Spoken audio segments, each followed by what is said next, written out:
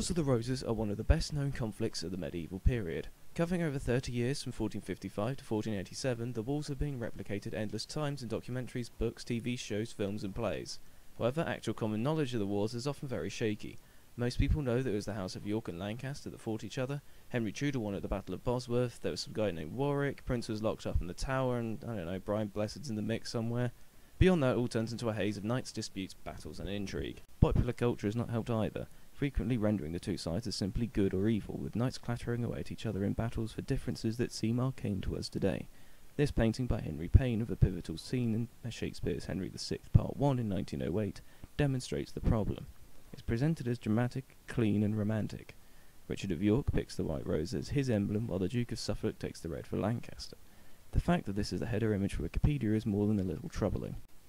However, the reality of the Wars of the Roses belies such romantic depictions.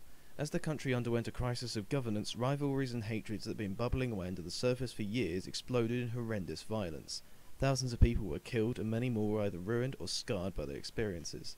This was the time when many nobles were forced to pick a side and could either see themselves raised to positions of great power and authority, or their family could be utterly annihilated, and sometimes a bit of both. So my aim with this series is to inform you, dear internet viewer, of the reality of the Wars of the Roses, and hopefully rescue it from the popular view of antiquated knights battering away at each other. I want it to be seen in terms of the individuals that drove it.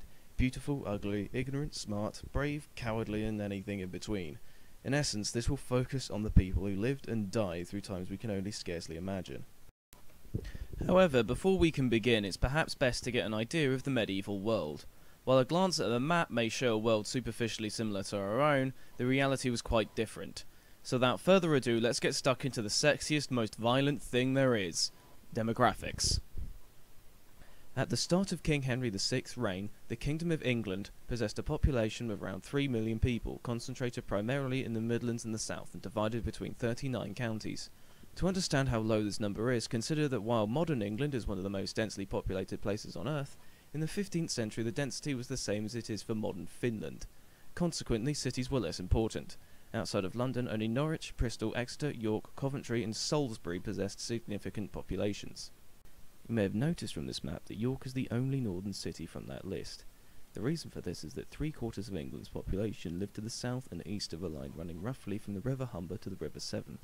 Hence controlling York was critical for controlling the north, just as London was for the south. In addition to all of this, the countryside was littered with abandoned villages, a legacy from the Black Death, which had killed somewhere between a third to a half of England's population in the previous century.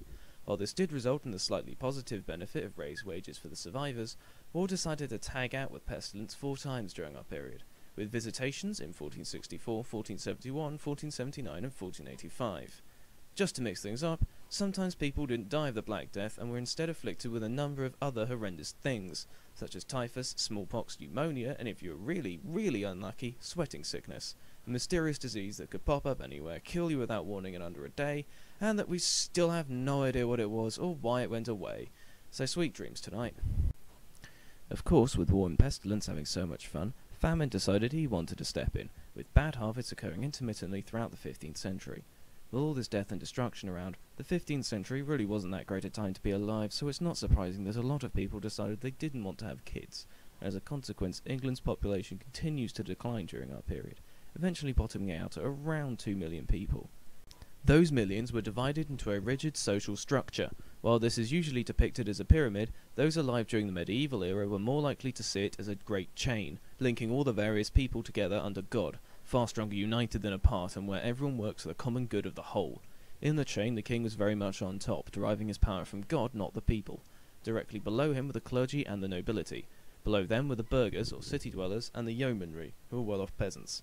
At the very bottom were the villeins, who were tied to the land and made up the vast majority of the population. However, this structure was not as strict as it first seems. A good number of the clergy were related to members of the nobility and frequently owned enough land to essentially qualify as nobles themselves, plus they technically owed their allegiance to the Pope, not the king. Likewise, prominent urbanites may be wealthy enough to own the arms and equipment of a noble, although they would not possess the status of one. There were also people who belonged outside of the hierarchy, such as a new breed of well-off and prominent peasants that was slowly emerging during this period. Referred to as the middling sort, they amounted to a sort of proto-middle class, bridging the gap between the nobles and the yeomanry. The nobility itself was also subdivided into a further hierarchy, The king was considered the top noble, and it was through him that all the others drew their power, as he technically owned all the land in the kingdom. Directly below the king were the peers, who possessed hereditary titles that granted them special privileges.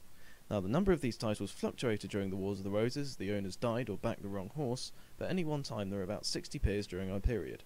The top peerage rank was Duke, followed by Marquess, then Earl, Viscount, and finally Baron. Below the peers we find the second set of nobles, the gentry. These guys were local notables and largely the descendants of knights of yore, although by this point in history the military aspects of their position had been allowed to lapse. There are as many as 10 times as many gentry than peers, and they were the ones primarily concerned with ensuring the efficient running of local government. Hence you can find these guys as MPs, sheriffs, bailiffs, captains, and so on. Please bear in mind that this is an incredibly rough picture. I prefer to skip all these lengthy descriptions, but unfortunately this is all stuff you have to know. However, if you do start forgetting about the peerage system, don't panic. Just remember there are lots of different kinds of nobles, and some are more important than others. Mentioning titles is also an easy way to distinguish the various people involved in the Wars of the Roses. Usually historians refer to historical figures by their surnames, but in this case a huge number of them share not only surnames but first names as well, which gets very confusing very quickly. The Talbot family provide a good example. John Talbot, also known as Older Talbot, was the patriarch of the family at the start of Henry VI's reign. He decided to name his first son through his first marriage, John. Fair enough, I hear you cry. Lots of people do that today. Well, the thing is, he also named his first son through his second marriage, John, as well, and to make things even more confusing, the elder John died at the same time at the same battle as the second son, called John, which means that when you're skimming through a history book, you may become very confused as to how John Talbot seemingly dies twice and then succeeds himself within the same day. The House of York suffers from the same problem. Going from Richard Duke of York downwards, in 3 generations we have 3 Edwards and 3 Richards. So to make all of this clearer, whenever I mention an important individual that hasn't appeared before, this screen will pop up. This shows firstly the name of the individual, what they look like, or at least how I'm representing them, and their coat of arms. Pay particular attention to the coat of arms, as I will try to have this accompany the owner whenever they appear. If I cannot find a suitable picture of the individual, the coat of arms will be used solely to identify them. Additionally, English as a language had not been standardised by the time of the Wars of the Roses. What this means is that some noble families can have their names spelled multiple ways, all of which are equally correct. So to make this easier to understand, I will show the names by which a family is known, and then have the alternative spellings italicised. Likewise, I will use these different symbols to demonstrate when an individual has been killed in battle, murdered, executed, captured, or, God forbid, dies of natural causes. Tune into the next episode to see how the Wars of the Roses break out.